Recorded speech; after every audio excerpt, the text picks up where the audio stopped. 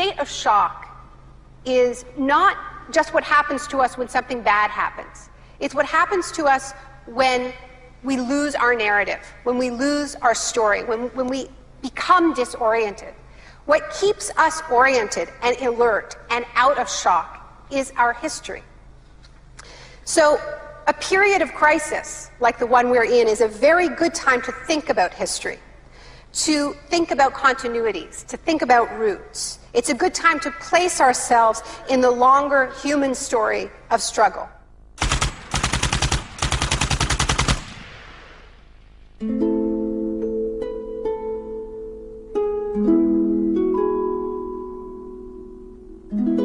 The story begins on June the 1st, 1951, when representatives of Western intelligence agencies secretly met with academics at Montreal's Ritz-Carlton Hotel. This meeting contributed to military-funded research into the effects of sensory deprivation at McGill University. Sensory deprivation really is a way of producing extreme monotony.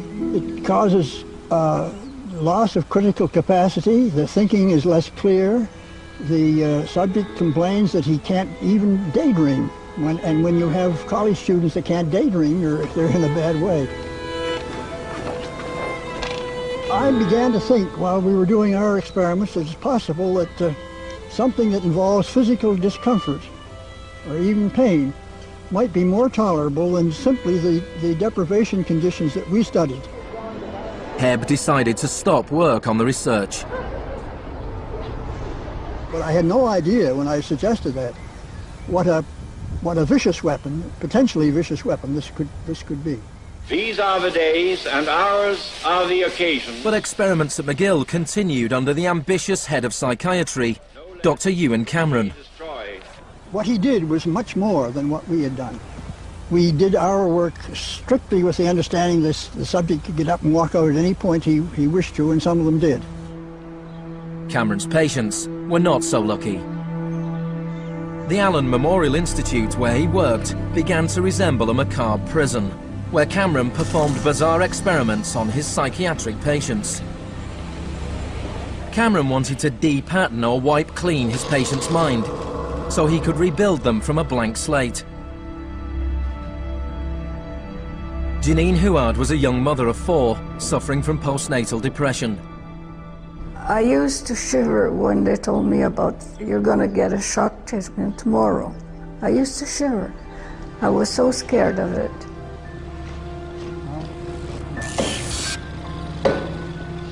And I would wake up in another room, all mixed up and sad, and it used to make me very sad after. You're just like a zombie walking around. Cameron combined shock therapy with sleep therapy and the repeated playing of taped messages. It says, Janine, Janine, you are running away from your responsibility. You don't want to take care of your husband and children. All the time, the same thing. It sounds like you were being interrogated. Yes, interrogation, but for what purpose? It wasn't long before the CIA put Cameron's research into practice. Many of his techniques appear in the agency's Kubark Counterintelligence Interrogation Manual. These words are from the manual. It's a fundamental hypothesis of this handbook that these techniques are in essence methods of inducing regression of the personality. There is an interval, which may be extremely brief, of suspended animation, a kind of psychological shock or paralysis. Experienced interrogators recognize this effect when it appears, and know that at this moment the source is far more open to suggestion, far likelier to comply than he was just before he experienced the shock.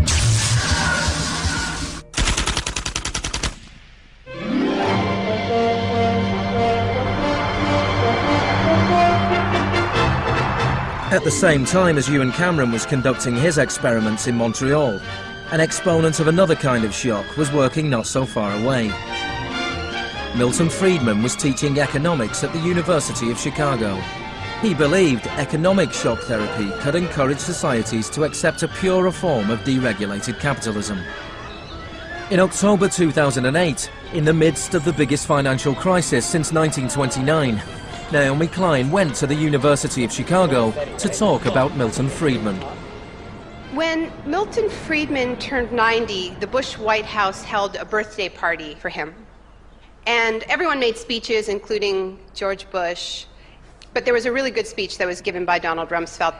My favorite quote in that speech from Rumsfeld is this. He said, "Milton is the embodiment of the truth that ideas have consequences." What I want to argue here is that the economic chaos that we're seeing right now on Wall Street and on Main Street and in Washington stems from many factors, of course, but among them are the ideas of Milton Friedman. The Wall Street crash of 1929 led to the Depression of the 30s.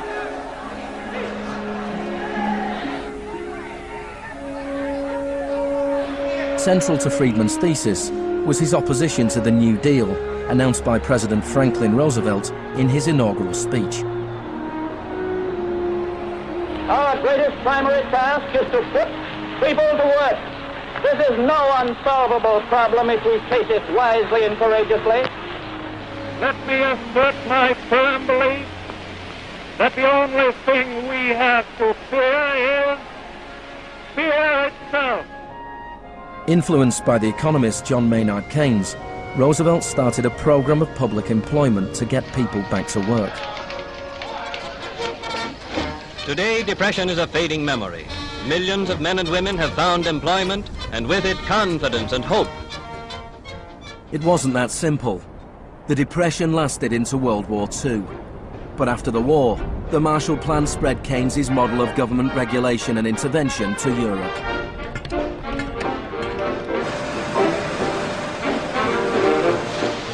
His principles were widely accepted, but not in the economics department of the University of Chicago. Milton Friedman from this university waged a war against the New Deal. Friedman was a member of a group called the Montpellier Society, led by the Austrian economist Friedrich von Hayek. They believed that if governments stopped providing services and stopped regulating markets, the economy would correct itself. In the 50s, they were seen as cranks, but over the last 30 years, their ideas have become the dominant economic doctrine. The thesis of the shock doctrine is that we've been sold a fairy tale about how these radical policies have swept the globe. That they haven't swept the globe on the backs of freedom and democracy, but they have needed shocks, they have needed crises, they have needed states of emergencies. Milton Friedman understood the utility of crisis. Only a crisis, actual or perceived, produces real change. When that crisis occurs, the actions that are taken depend on the ideas that are lying around.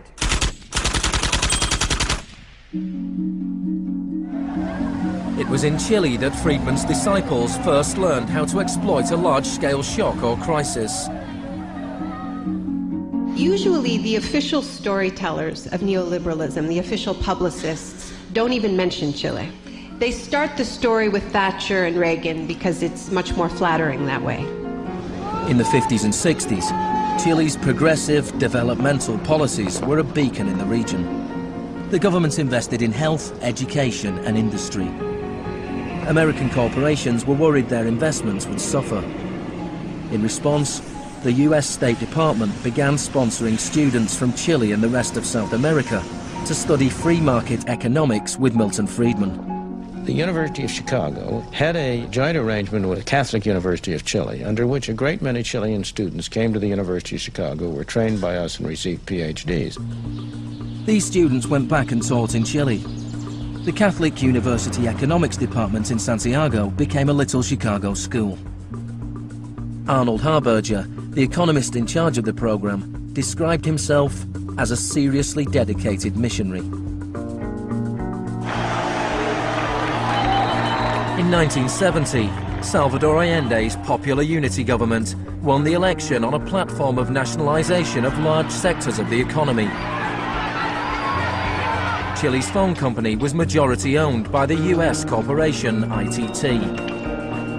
It spearheaded attempts to stop Allende becoming president. It had the support of Richard Nixon in the White House.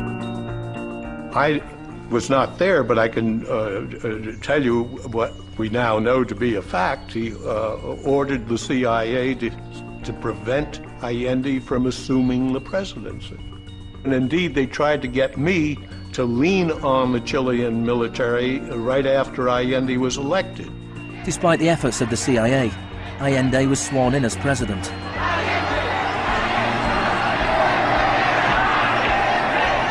Richard Nixon ordered the CIA director to make the economy scream.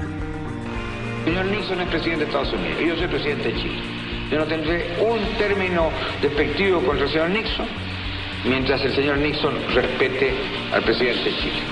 Preparations began for the military coup. The Chilean Chicago boys started work on a 500-page economic blueprint called the BRIC. With US funding, everything was done to destabilize the economy. Truck drivers went on strike, bringing factories and shops to a standstill. There was a failed coup attempt on June the 29th, 1973. And then on September the 11th, with General Pinochet leading the army, the assault began on the presidential palace.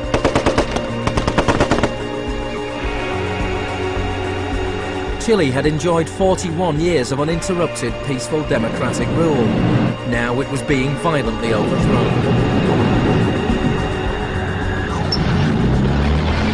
Pinochet and his supporters described the coup as a war. It was certainly designed to look like one. It was a Chilean precursor to shock and awe.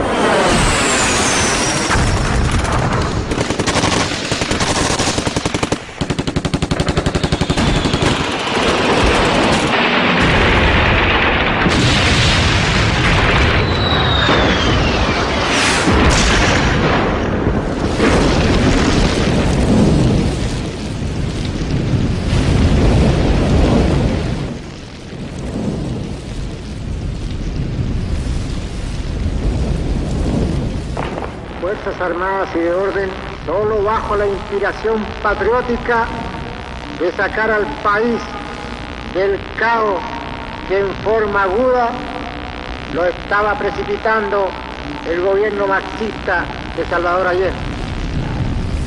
The Chicago boys delivered their economic blueprint, the BRIC, to Pinochet.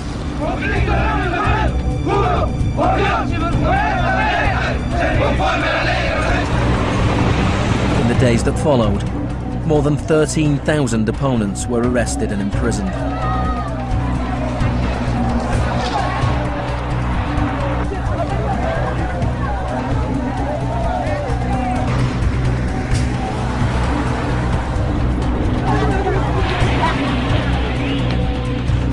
Thousands of prisoners were held in the National Stadium. Many were tortured. Chile became notorious around the world. ¿Cuántas personas?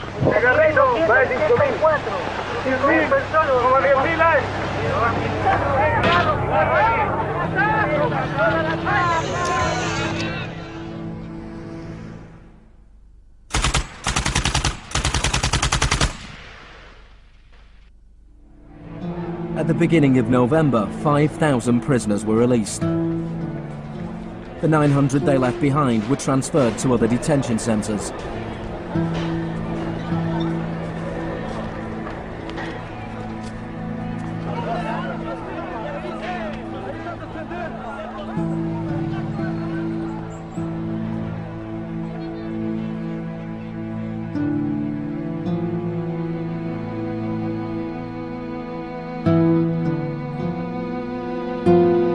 Less than a month later, FIFA allowed Chile to play a World Cup qualifier in the very same stadium. Their opponents, the Soviet Union, refused to play there, so Chile were allowed to score into an open goal and went through to the 1974 World Cup finals.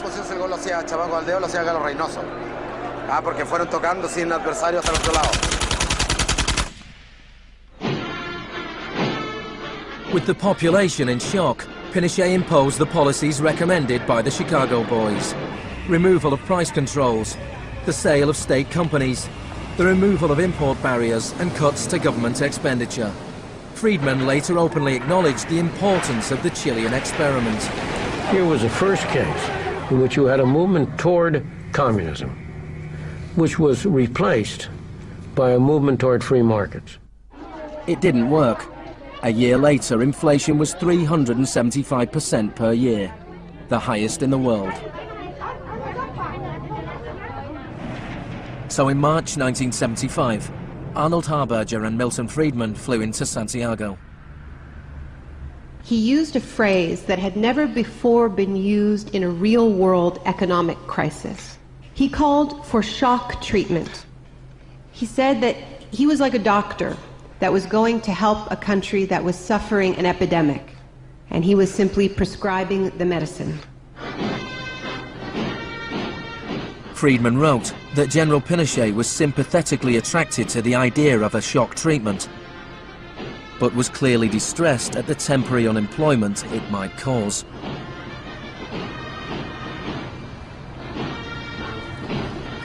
It rapidly became clear that Friedman's economic policies benefited the wealthy at the expense of the poor. It was calculated that a family trying to live on the average wage had to spend 74% of its income on bread. Items such as bus fares or milk became luxuries, and Pinochet got rid of free milk in school, a move that echoed the controversial policy of the young education minister in Britain, who would later become his friend.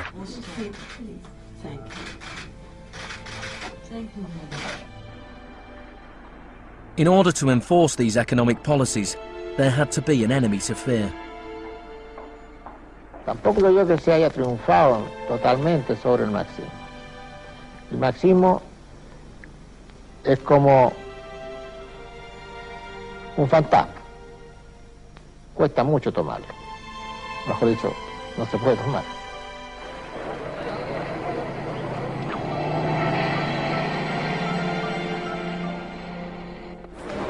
Friedman and Harberger argued that free market economics went hand in hand with freedom and democracy. But in Chile, where their ideas were being implemented within the context of a military dictatorship, the opposite was true. Many in Latin America saw a direct connection between the economic shocks that impoverished millions of people and the epidemic of torture inflicted on those who believed in a different kind of society. One of those was Orlando Letelier. Letelier had been Allende's ambassador in Washington. He spent a year in one of Pinochet's prisons before being exiled back to America. In 1976, Letelier wrote, "The economic plan has had to be enforced, and in the Chilean context, that could only be done by the killing of thousands, the establishment of concentration camps all over the country, and the jailing of more than 100,000 persons in 3 years."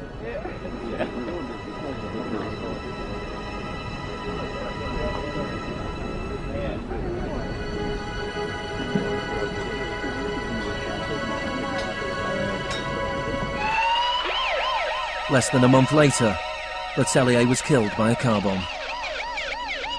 Good evening. A powerful bomb today tore through a car as it was driving along Washington's usually quiet Embassy Row. The Chilean was Orlando Letelier, who also had been foreign minister during the last months of the late Salvador Allende's Marxist regime. Richard Roth reports. Michael Townley, a member of Pinochet's secret police, was behind the bombing. He'd entered the US on a false passport with the knowledge of the CIA. Michael, buenas noches. Buenas noches, Pablo. La opinión del Poder Judicial chileno, ¿hay confianza en él? Mire, yo confío plenamente en la justicia chilena como patriota y luchador antimarxista y juntista por sobre todas las cosas. Despite his confidence, Townley was extradited to the US and convicted of Letelier's murder. Pinochet ruled Chile as a military dictator for 17 years, but in a frank interview, Harberger remained in denial. You cannot have a repressive government for long within a genuinely free economic system. In the same year as Orlando Letelier's murder, Milton Friedman was awarded the Nobel Prize for Economics.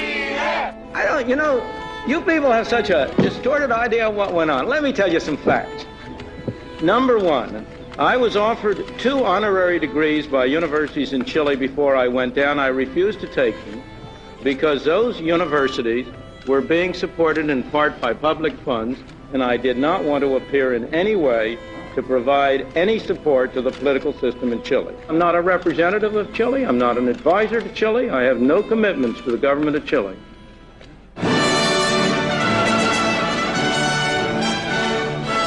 I now turn to you, Professor Milton Friedman.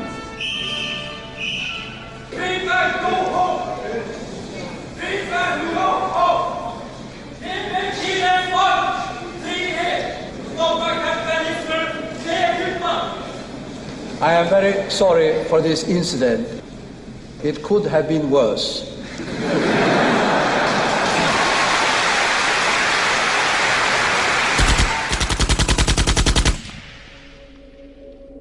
What I'm trying to do in the shock doctrine is tell an alternative history of how this savage stream of pure capitalism that we've been living, capitalism unrestrained, came to dominate the world. Chile wasn't the only country in South America to adopt Chicago school policies.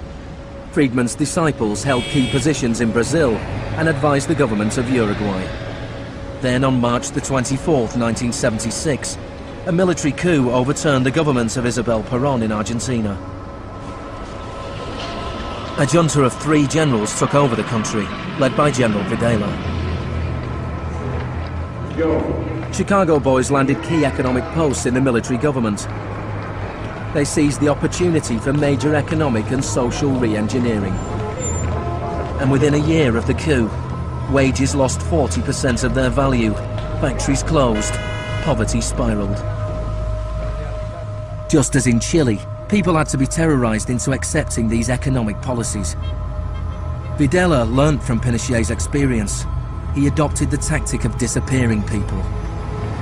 Striking a balance between public and private horror, disappearances were often carried out in broad daylight, but could always be denied.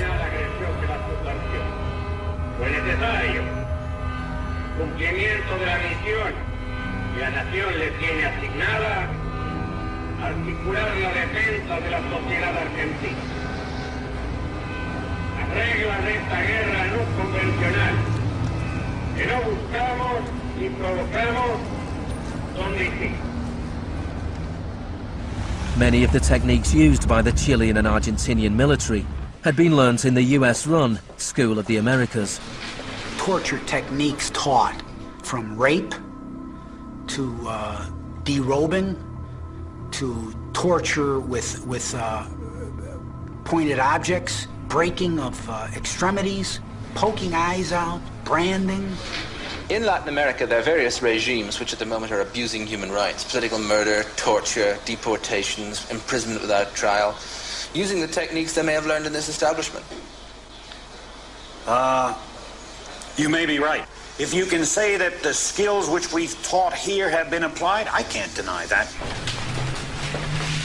The use of torture of a known enemy soldier to gain some kind of military advantage, I think is justifiable and smart. To go beyond that, to use torture techniques merely to intimidate people is completely wrong, unethical and immoral.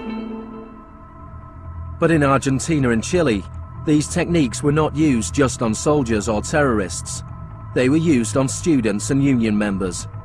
They were used on anyone who opposed the free market economic policies of the regime.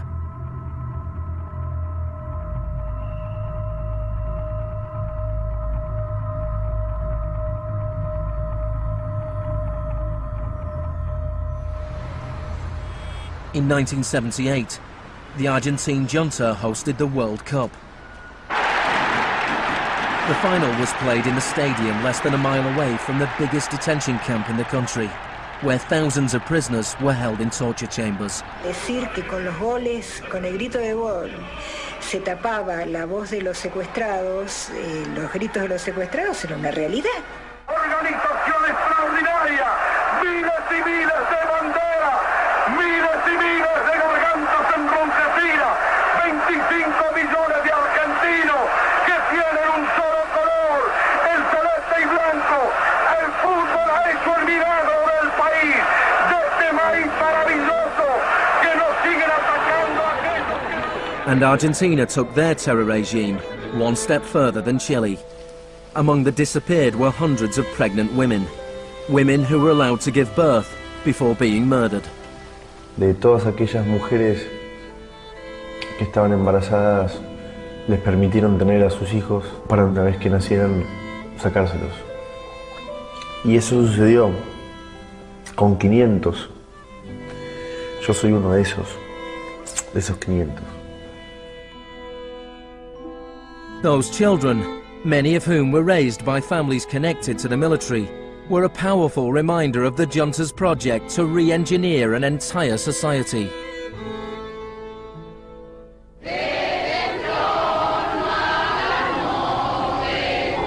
While the junta was still in power, a group of mothers and grandmothers of the disappeared started to protest in the Plaza de Mayo.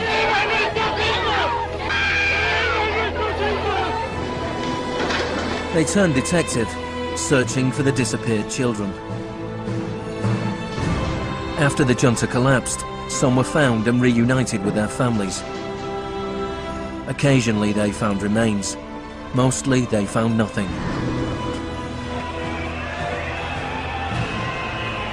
General Videla was found guilty of murder, kidnapping and torture.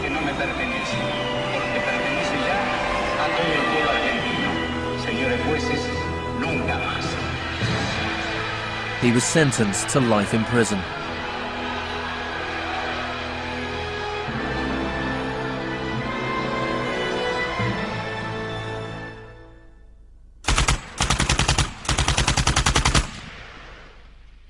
Early experiments in Latin America presented Friedman and his cohorts with a serious ideological problem. Friedman had promised that these policies would not just make the elites richer, but that they would create the freest possible societies, that this was a war against tyranny, that capitalism and freedom went hand in hand. Yet here we see that in the 70s, the only countries putting these ideas into practice were military dictatorships. Nixon had fully supported imposing these types of brutal free market policies in South American dictatorships. But when it came to domestic economic policy in the United States, where Nixon had to worry about getting re-elected, it was a very, very different story.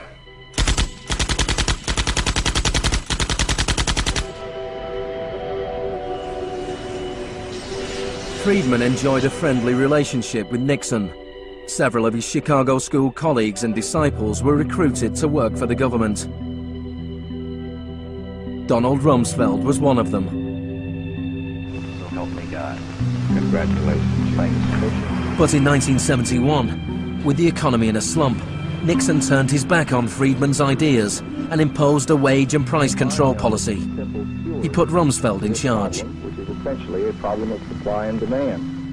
I have for long been opposed to the wage and price control. I believe it involves government intervention with the freedom of individuals. I think it's intolerable. The Keynesian policy was a success, and Nixon won a second term with a landslide majority. It was a blow for Friedman. Then in 1979, Margaret Thatcher was elected Prime Minister of Britain. Her intellectual guru was Milton Friedman's old mentor, Friedrich von Hayek. And just over a year later, Ronald Reagan was elected President of the United States.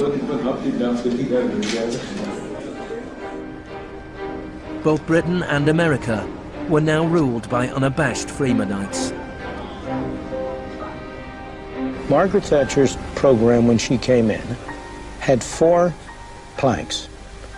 Cut government spending, cut tax rates, reduce government ownership and operation of industries or regulation of industry, and have a moderate and stable monetary policy to bring down inflation. Within her first 3 years in office, unemployment doubled in parts of the economy, leading to waves of strikes. Thatcher's personal approval rating slumped to 25%. There were riots in Britain's major cities. Even Margaret Thatcher's admirers had their doubts. The economic performance of the Thatcher government has been mixed.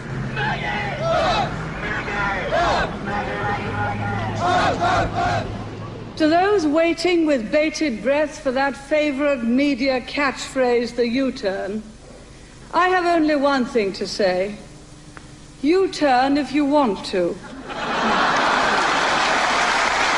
The ladies not for turning. Friedrich von Hayek urged Thatcher to copy Pinochet's economic shock therapy policies. Thatcher replied, "In Britain, with our democratic institutions and with the need for a high degree of consent, some of the measures adopted in Chile are quite unacceptable." Thatcher's profound unpopularity seemed to be proving once again that free market fundamentalism was simply too unpopular, too directly harmful to too many people to survive in a democratic state where governing requires getting the consent of the governed, unlike a military dictatorship. What pulled Thatcher back from the abyss and ultimately saved the project was a crisis. Indeed, it was the ultimate crisis. It was a war. We are here because for the first time for many years, British sovereign territory has been invaded by a foreign power. The government has now decided that a large task force will sail as soon as all preparations are complete. HMS Invincible will be in the lead. Most people in Britain had never even heard of the Falklands. But when Argentina invaded the small group of islands thousands of miles away in the South Atlantic, Thatcher seized her opportunity to prove her credentials as the Iron Lady. Gentlemen, I've just heard that the white flag is flying over Stanley. The war was over in less than 3 months. As the troops returned to Britain, a wave of patriotic celebrations swept the country. Thatcher won the 1983 elections with a massive majority. She could now push through a form of the economic shock therapy witnessed in Chile.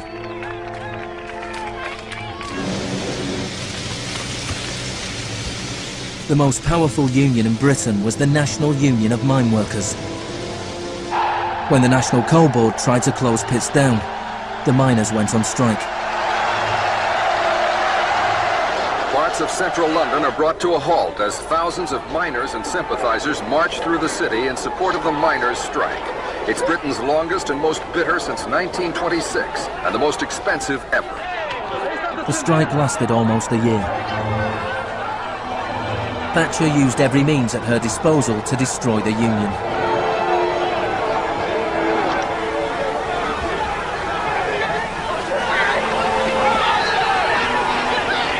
Eventually, the miners were defeated. Thatcher used this victory to bring the Chicago School Revolution to Britain. A series of glossy commercials promoted a massive program of privatizations. Thatcher sold off the steel industry, water, electricity, gas, telephones, airlines, oil. Public housing was sold off. Council services put out to tender. In 1986, financial and banking services were deregulated. It was called the Big Bang. No one here tonight needs reminding that the Big Bang is only a beginning. In Britain, before Thatcher, a CEO earned 10 times as much as the average worker. By 2007, they earned more than 100 times as much.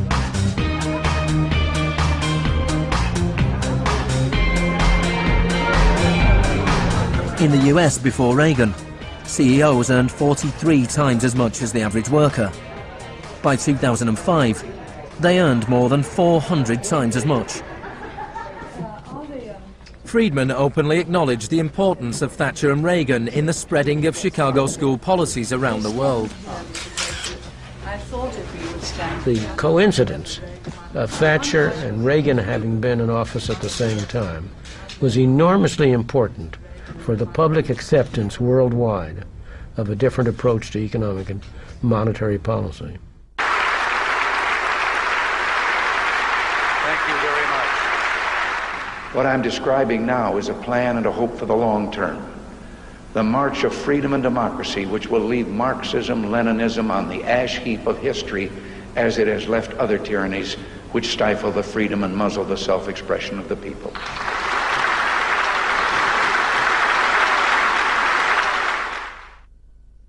Now, we all know the fairy tale about the fall of communism, that the West under Reagan and Thatcher looked so prosperous to the people of the former communist bloc that they themselves demanded radical free market policies.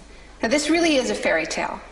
It is true that people who had been living under authoritarian communism genuinely wanted democracy, and it's also true that people wanted to be able to go out and buy blue jeans and have Big Macs. That is true. But that does not mean that they wanted the kind of Wild West capitalism of oligarchs gone mad and no social protections that so many Eastern Bloc countries actually ended up with and suffer under to this day.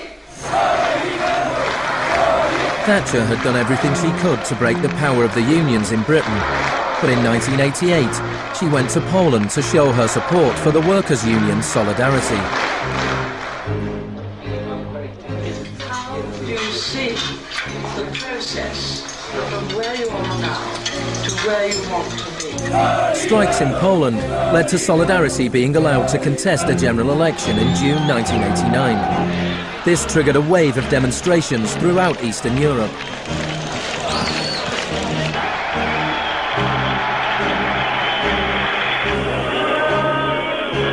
In the past, the Soviet Union had used military force to crush democratic movements. But the Soviet Union had a new type of leader, Mikhail Gorbachev, who was committed to glasnost and perestroika. He talked about a third way, a gradual transition to Scandinavian-style social democracy, something between free market capitalism and communism. Gorbachev charmed the public and politicians of the West. He's a bold, a determined and courageous leader. Gorbachev stood and watched as one by one the old communist regimes collapsed.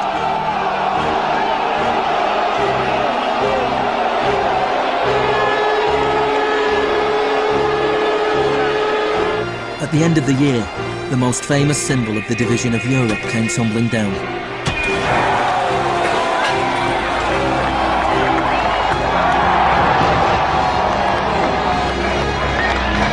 For Friedman and the Chicago boys, a whole new world opened up. In the Soviet Union, Gorbachev was hoping to gradually reform the Russian economy. In 1991, Gorbachev was invited to the G7 summit in London. He was hoping for financial support for his gradual economic reforms. Instead, he was told that unless he embraced radical shock therapy, there would be no aid at all. Thank you, Mr. President. That's not a little close. The next month, there was a coup attempt against him. A group of Communist Party hardliners placed Gorbachev under house arrest in his holiday home in the Crimea. Tanks surrounded the White House, the Russian parliament.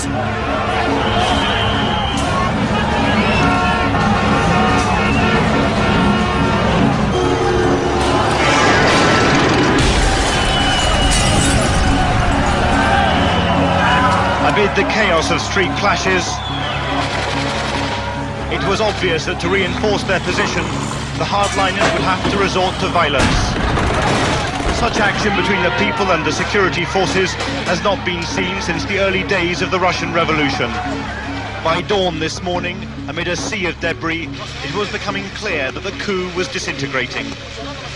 The Russian parliament building was unscathed. The military had not made their move. Inside, Boris Yeltsin was more powerful than ever.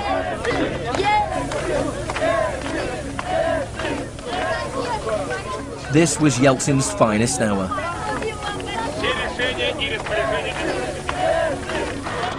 Gorbachev was released and he returned to Moscow, but he had lost much of his power.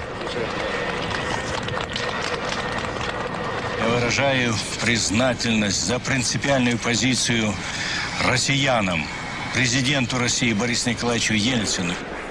In December 1991, the Soviet Union was dissolved, a profound shock for the Russian people.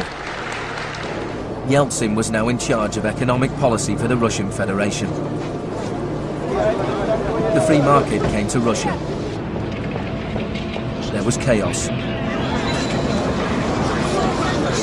The adoption of Chicago school policies in Russia marked the beginning of a new chapter in the free market crusade. It was all shock, no therapy.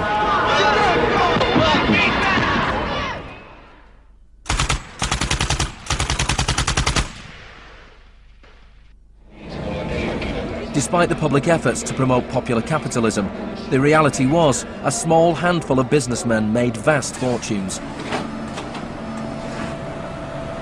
State industries were sold off at bargain basement prices. The Russian press dubbed Yeltsin's advisors the Chicago Boys.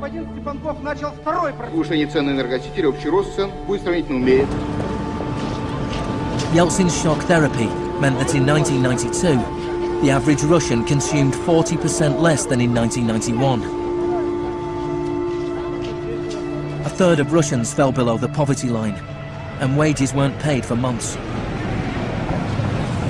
One expert today predicted 140 million Russians will soon be living below the poverty line. Corruption was rife. Organised crime boomed. Moscow became the new Wild West.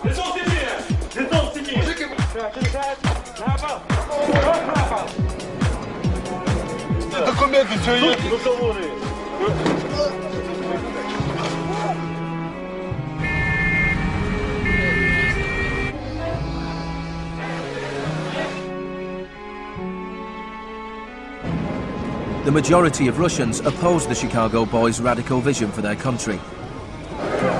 In March 1993, Parliament made a crucial decision. It voted to repeal the special powers it had given to Yeltsin. Yeltsin declared a state of emergency.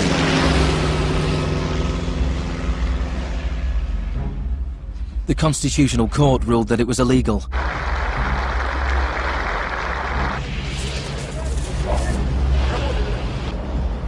On September 21st, Yeltsin took the Pinochet option and dissolved Parliament.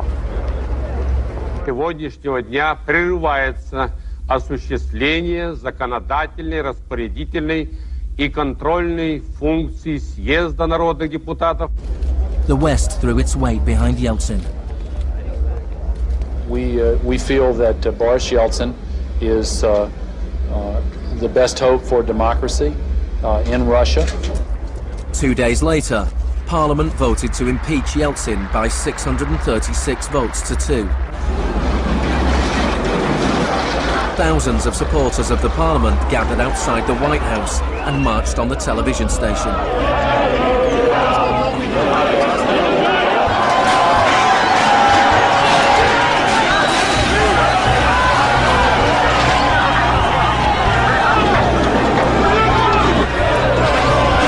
It looked like the supporters of Parliament were winning. Yeltsin flew back to Moscow from his holiday home. That night, 100 demonstrators were killed as the Yeltsin authorities fought back.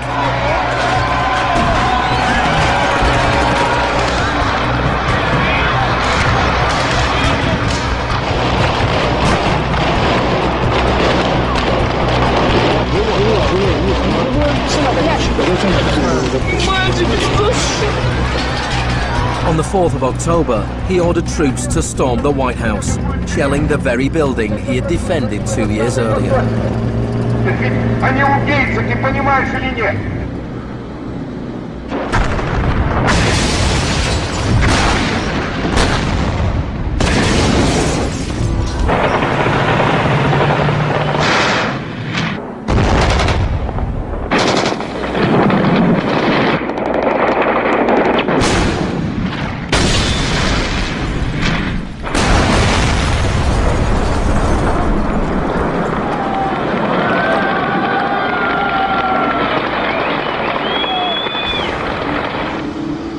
Warren Christopher, the US Secretary of State, said, "The United States does not easily support the suspension of parliaments, but these are extraordinary times."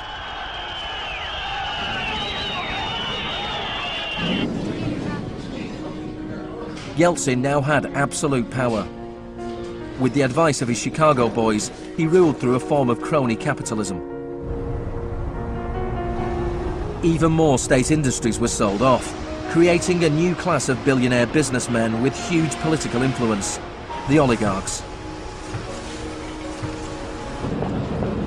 By 1998, 80% of Russian farms were bankrupt and 70,000 state factories were closed. In 8 years, the number of people living in poverty increased by 72 million. Meanwhile, Moscow would go on to have more billionaires than any other city in the world.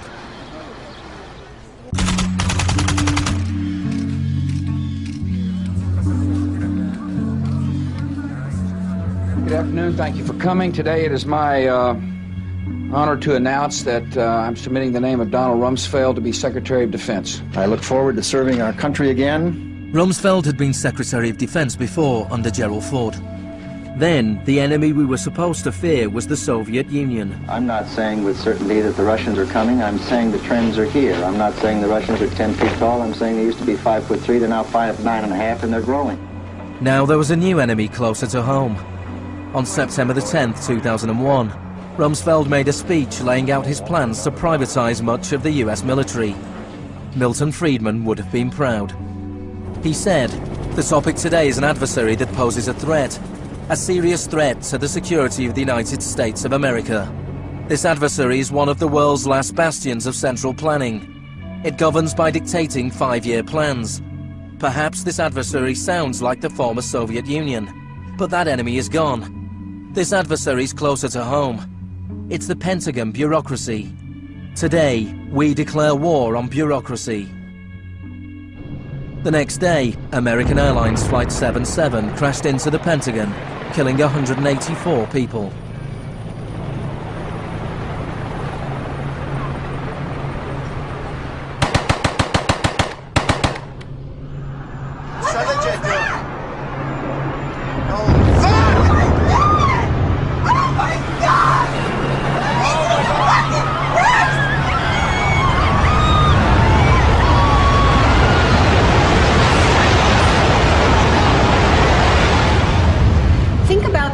Feeling after those attacks. Who are these people? Where did they come from? Why do they hate us? There was a total loss of collective narrative. We were not living in the world that we thought we lived in. And we kept hearing from our political leaders that everything we thought we understood before the attacks no longer applied. There was a new phrase, pre-9/11 thinking. And what happened in that moment is that suddenly news stories sort of magically appeared. That we were in a clash of civilizations. That's the world that we suddenly lived in. That there was an axis of evil, and that we were fighting a war against terror. This abstract, unwinnable war has had huge economic consequences. Before 2001, Homeland Security barely registered as an industry. Today, it is bigger than Hollywood and the music industry combined. Between September the 11th, 2001 and 2006, the Department of Homeland Security handed out $130 billion to private contractors. This is the disaster capitalism complex, a new economy built on fear.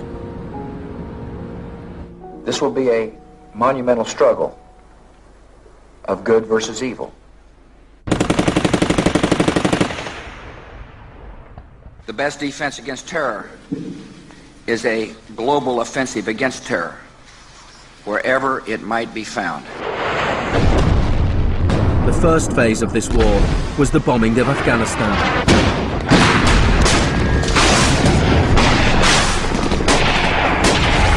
The Taliban government was quickly overthrown. The aftermath of the war was more complicated.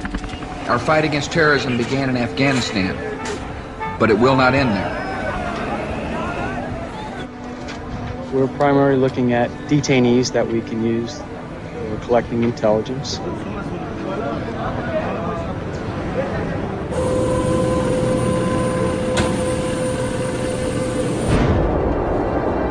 Guantanamo was the first time that the techniques of the Kubark Manual were explicitly and publicly being used by American forces, officially sanctioned in the White House and openly broadcast on television around the world. Isolation, both physical and psychological, must be maintained from the moment of apprehension. The capacity for resistance is diminished by disorientation. Prisoners should maintain silence at all times. They should never be allowed to speak to each other. 3 of the prisoners were Asif Iqbal, Ruhal Ahmed and Shafiq Rasool from Tipton in England. They spent more than 2 years in Guantanamo before being released without charge. Mentally, yeah, you couldn't speak to nobody, you couldn't do nothing, you couldn't stand up. And just sitting there, you'd be in your thoughts all the time thinking, what the hell's going on, where the hell am I? Are we going to be staying here for the rest of our lives? Are we going to be going back home? Will we ever see our family again? Of the 779 prisoners that have been held in Guantanamo Bay, only 3 have ever been convicted of any offence.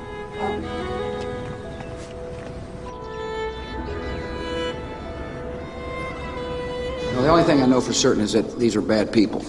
It was a message to the whole world. And the message was clear. It was, this is what happens to you if you get in our way. The war on terror is not about one man, and it is not about one country. There were many justifications given for the invasion of Iraq. But if the US had really wanted to attack a country where the leaders of Al-Qaeda were thought to be hiding, which had nuclear weapons and was selling nuclear technology to other countries, then Pakistan would have been the obvious choice. It had close connections to the Taliban and was being run by a military dictator.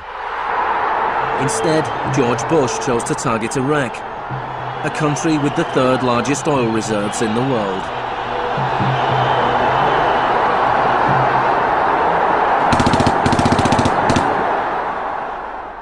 Now, about the Defense Department's war plan. It is not like that for the Gulf War. It's more along the lines of the Panama invasion of 1989. CBS News has been told it would start on what's called A-Day. A as in airstrikes. Airstrikes so devastating, they would leave Saddam's soldiers unable or unwilling to fight. The idea is to rain down the thunder so hard as to create, quote, shock and awe. If the Pentagon sticks to its current war plan, one day in March, the Air Force and Navy will launch between 300 and 400 cruise missiles at targets in Iraq. More than were launched during the entire 40 days of the first Gulf War. The sheer size of this has never been seen before, never been contemplated before. Harlan Ullman is one of the authors of the shock and awe concept, which relies on large numbers of precision-guided weapons. So that you have this simultaneous effect, rather like the nuclear weapons at Hiroshima, not taking days or weeks, but in minutes.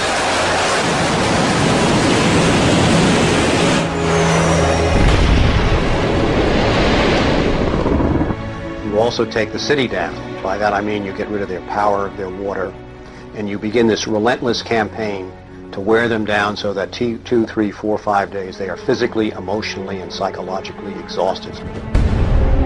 Last night, a square mile in central Baghdad seemed like hell on earth. During the first wave of the bombing, the citizens of Baghdad suffered a version of the sensory deprivation described in the Kubark Manual. In the chaos that followed the overthrow of Saddam Hussein, the US did little to stop the looting. Some US officials even thought it gave them a head start on dismantling the Iraqi state. John Agresto, Director of Higher Education Reconstruction, said he saw the looting of schools as the opportunity for a clean start. In fact, before sanctions, Iraq had the best education system in the region. 89% of Iraqis were literate. By contrast, in New Mexico, John Agresto's home state, 46% of the population were functionally illiterate.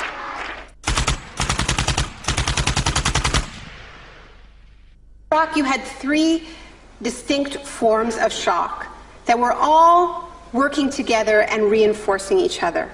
You had the shock of the war, which was immediately followed by economic shock therapy imposed under Paul Bremer. And as resistance to that economic transformation, that very rapid economic shock grew, you had the shock of enforcement, including torture. Three different kinds of shock.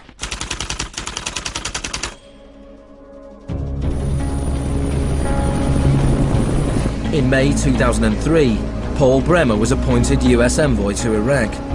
2 weeks after he arrived, he declared the country open for business. We considered that the coalition had very broad authorities to determine the direction of the Iraqi economy.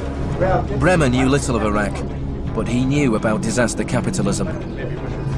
He had launched crisis consulting practice at the start of the Homeland Security boom. Today is a very important day in Baghdad. Bremer spent the first 4 months passing classic Chicago school laws. Rumsfeld described Iraq as having some of the most enlightened and inviting tax and investment laws in the free world. One of the first acts of Bremer was to fire 500,000 state workers. This was partly an act of debartification, but slashing governments was also vintage Friedman. Money was promised for reconstruction. Our investment in the future of Afghanistan and Iraq is the greatest commitment of its kind since the Marshall Plan. But in fact, it was just the opposite. Whereas the Marshall Plan was intended to boost European industries, US aid money in Iraq was spent on US corporations. If work came to Iraqis, it came at the bottom of a series of subcontractors. Creative associates received contracts worth $100 million to draft the curriculum and print new textbooks for the education system. Management and technology consultant Bearing Point was awarded contracts worth $240 million to build a market-driven system in Iraq. North Carolina-based RTI received contracts worth $466 million to advise on bringing democracy to Iraq. And Halliburton was awarded $20 billion in cost-plus Iraqi contracts. Parsons was handed $186 million to build 142 health clinics. Only 6 were ever completed. And basic electricity and water supplies hardly improved, despite billions being spent in the first 4 years. We're going to succeed here, and when we succeed here, we will have done something important, not just for 25 million Iraqis. We will have done something that serves Western interests in this whole region. Even the new Iraqi currency was printed abroad. Let me show you an example of these notes. The US even paid private contractors to monitor the work of the private contractors who won contracts.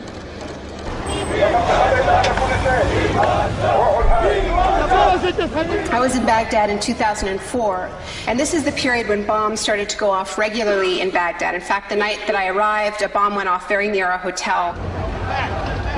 But what was really striking to me in this period was that despite the violence and despite the chaos, the next day, Iraqis were out in the streets protesting. 19 killed and 100 injured in Najaf. And what they were demanding at this time was elections, the right to actually have a say in what the post-Saddam era would look like.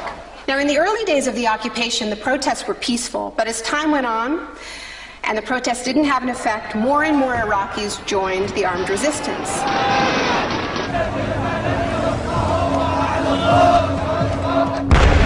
The violence spun out of control.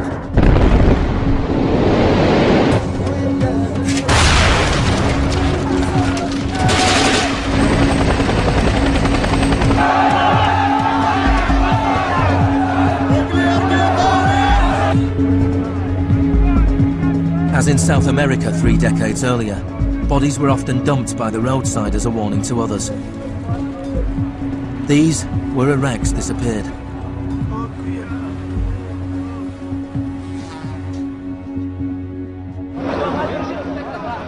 Extremely aggressive measures were needed to suppress the opposition.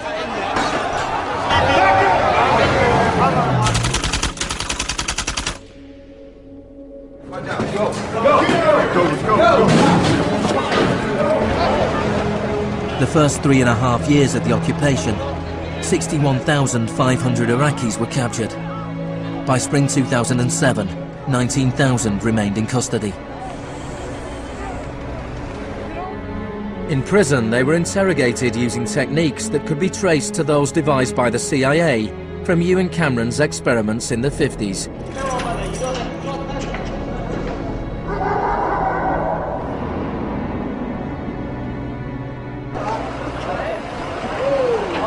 According to the Red Cross, US military officials admitted that between 70 and 90% of arrests in Iraq were mistakes.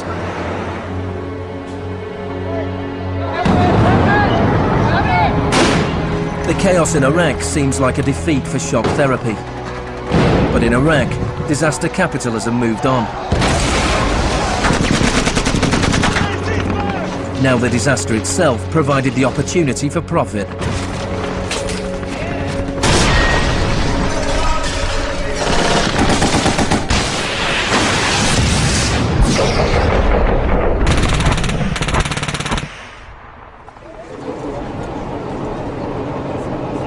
US military spending has almost doubled since 2001, nearing $700 billion per year. As long ago as 1961, President Eisenhower, not a noted liberal, warned of the danger of a too powerful military. Now this conjunction of an immense military establishment and a large arms industry is new in the American experience. We must guard against the acquisition of unwarranted influence, whether sought or unsought, by the military-industrial complex. We must never let the weight of this combination endanger our liberties or democratic processes. The war in Iraq is the most privatized war in modern history. The Green Zone in Baghdad is an extreme version of what is happening around the world. A privatized, secure world protected from the chaos outside.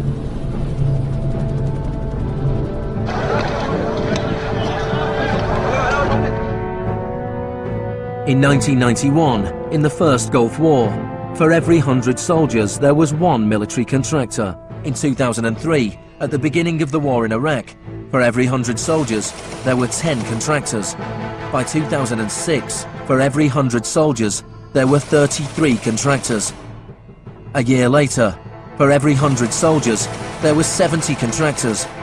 By July 2007, there were more contractors than soldiers in Iraq.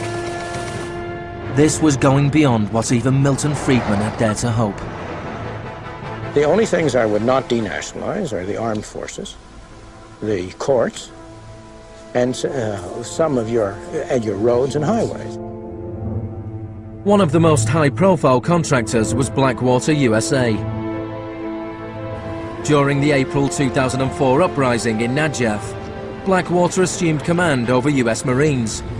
Dozens of Iraqis were killed during the operation. The US had indemnified the private contractors against any Iraqi laws, so they were operating in a law-free bubble, a little like Guantanamo. I asked your Secretary of Defense a couple months ago what law governs their actions. Mr. I was going to ask him. Go ahead.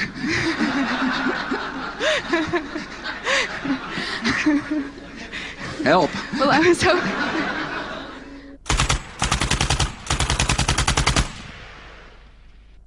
Just as Cameron's shock therapy left his patients confused and broken, so the multiple shocks inflicted on Iraq reduced the country to a lawless, violent, sectarian mess. By the time of Saddam Hussein's execution in 2006, 1,000 Iraqis were being killed each week.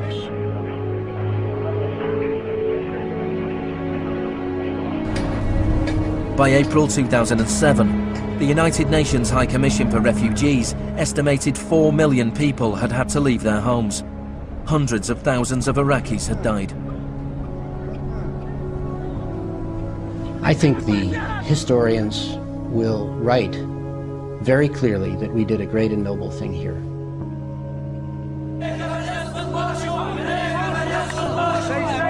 المسيرة بحد ذاتها هي ضد الإرهاب، ضد الإرهاب الأمريكي، لأن الأمريكان يقتلون النساء ويعتقلون النساء ويقتلون الأطفال ويهينون الشيوخ ويقتلون الشباب. أمريكا بحد ذاتها هي الإرهاب.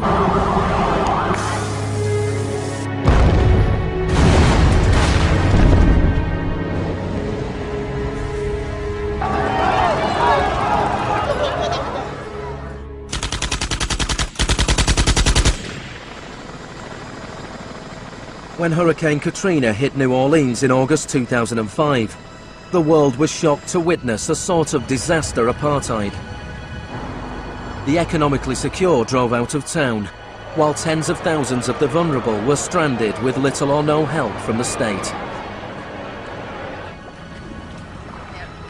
I went to New Orleans while the city was still underwater, and what I saw was that what I had witnessed in Iraq was repeating, not in the aftermath of a war, but in the aftermath of a tremendous natural disaster. Milton Friedman died in 2006. His very last piece of public policy recommendation was an op-ed he wrote for the Wall Street Journal 3 months after Katrina. He said, "Most New Orleans schools are in ruins, as are the homes of children who have attended them. The children are now scattered all over the country. This is a tragedy. It is also an opportunity to radically reform the education system." He was advocating the wholesale privatization of the school system in this city. It was his sort of swan song.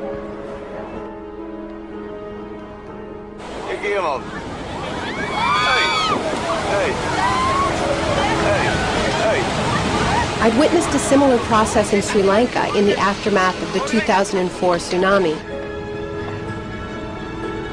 People who lived on the beaches for generations were prevented from returning so that the land could be privatized and sold off to luxury hotels.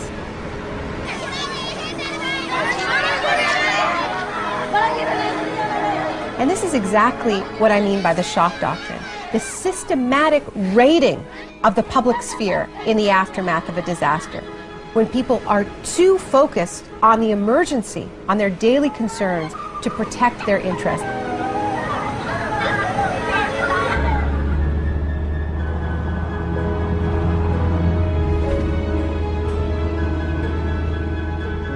Maybe the first act of resistance is to refuse to allow our collective memory to be wiped. In 2008, Naomi Klein visited Villa Grimaldi with Isabel Morel, the widow of Orlando Letelier. Villa Grimaldi is a memorial to the cruelty of the Pinochet regime and to its eventual defeat. Villa Grimaldi fue el principal centro de tortura mientras se buscaba implementar la política de shock económico.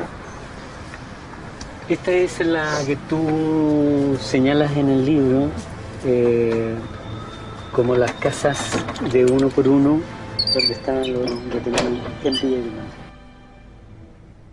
It's not that I loved Pinochet, but I think that he was our teacher in many things. We learned about evil.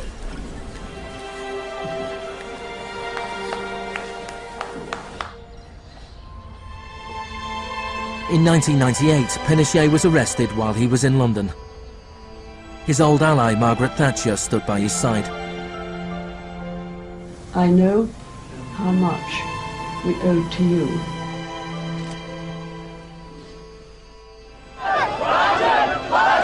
It took 30 years for the economic experiment originally test-driven by Pinochet to make its way around the globe to Iraq. But the similarities between past and present are startling.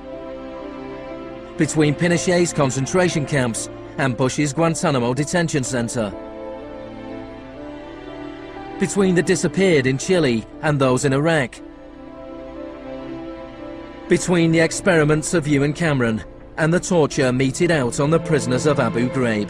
These are the days and hours. He erased all the past. That's why he gave electroshocks. All the past from the patient, and he would implant some new ideas. But Janine resisted. In 1988, the CIA agreed to pay compensation to Janine and other victims of Ewan Cameron's experiments. Janine, are you proud that they tried to break you and that you have fought so hard and won? In a way I am. In a way I am.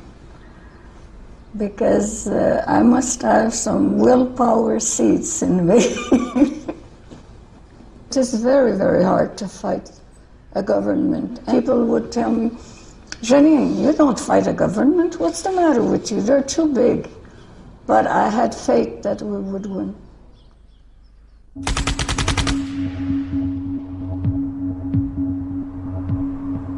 It is in the nature of unregulated markets to be volatile. Bubbles are allowed to inflate, and then, inevitably, they burst. Since the deregulation of the Big Bang in the 80s, there have been a number of market shocks. In 1987, there was Black Monday. Markets fell spectacularly. It was the largest one-day percentage decline in stock market history. In 1992, there was Black Wednesday, when currency speculators made fortunes betting against the pound. In 1997, there was the Asian contagion. In 1 year, $600 billion disappeared from the stock markets of Asia.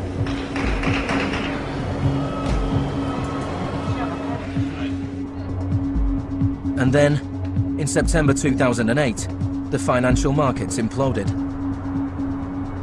The market is not functioning properly. There has been a widespread loss of confidence.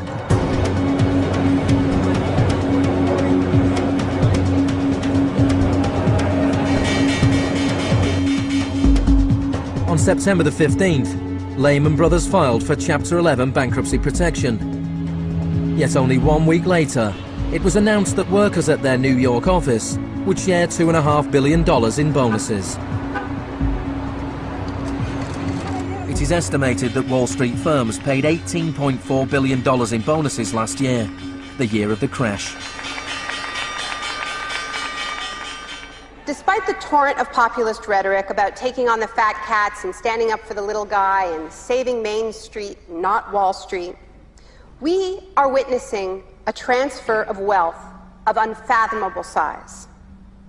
It is a transfer of wealth from public hands, from the hands of government, collected from regular people in the form of taxes, into the hands of the wealthiest corporations and individuals in the world. Needless to say, the very individuals and corporations that created this crisis. We are in the midst of a once-in-a-century credit tsunami. I found a flaw. I don't know how significant or permanent it is, but I've been very distressed by that fact. In the United States, it was the financial crisis that secured Obama's victory. Americans wanted to change course. Hello, Chicago!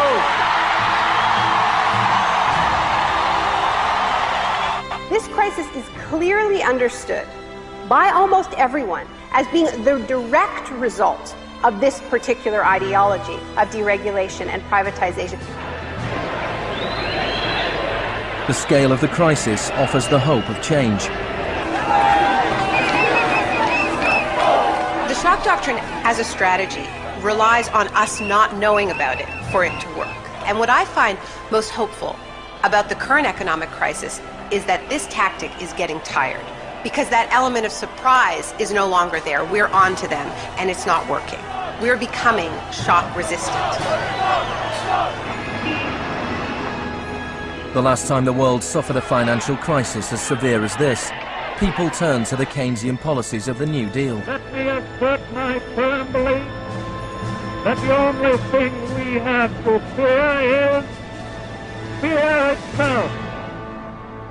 More than 1 million people came to Washington to hear Obama's inauguration speech.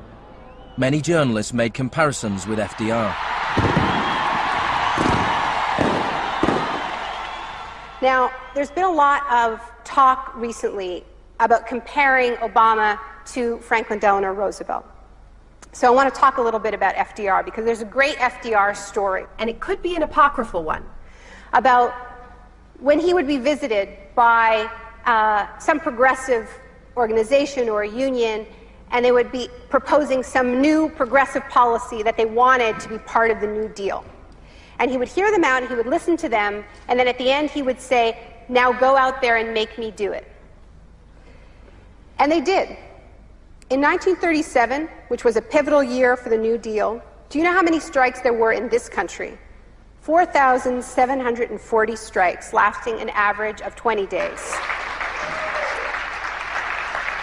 Do you know how many strikes there were in 2007? 21.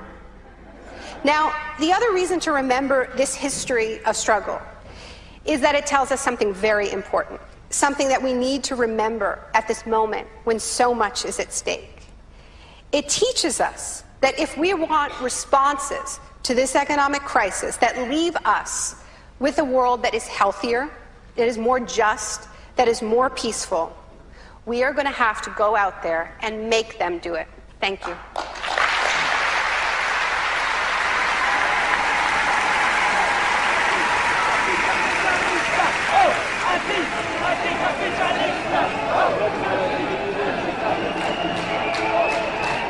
Next week's exclusive new true story is Nursery University, more for Tuesday night at 10.